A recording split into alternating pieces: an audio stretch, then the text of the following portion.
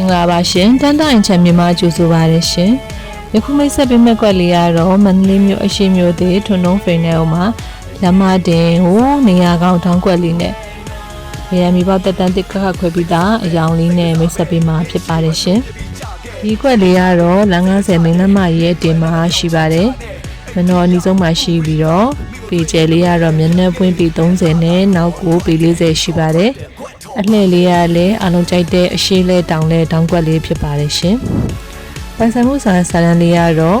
လက်သားကရန်အမီပေါလေးကိုကခခွဲပြီးတက်တန်းတစ်ကလေးနဲ့ရရှိမှာဖြစ်ပါတယ်ရှင်လမ်းသားကျယ်လေးပေါ်မှာတည်ရှိပါတယ်နေရာကောင်းတောင်ကွက်လေးဖြစ်တဲ့အတွက်လုပ်ငန်းရှင်လုပ်ချင်တဲ့လူချင်းမျိုးတွေလည်းအဆင်ပြေဆုံးဖြစ်ပါတယ်ဒီကွက်လေးကိုရောင်းချပေးမဲ့ဈေးနှုန်းလေးကတော့18500လေးနဲ့ရောင်းချပေးမှာဖြစ်ပါတယ်ရှင်။ညီနိုင်ပပလေးရှိပါမယ်။လမ်း90မိန်းလမ်းမကြီးအတင်အုံမှာ111လမ်းမကြီးနဲ့အနီးဆုံးမှာရှိတဲ့တောင်ကွက်လေးဖြစ်ပါတယ်ရှင်။ဒီကွက်လေးကိုစိတ်ဝင်စားရဆိုရင်တော့တန်တအိမ်ချမ်းမြေကိုဆက်သွယ်ပေးပါရှင်။အားလုံးကိုကျေးဇူးတင်ပါတယ်ရှင်။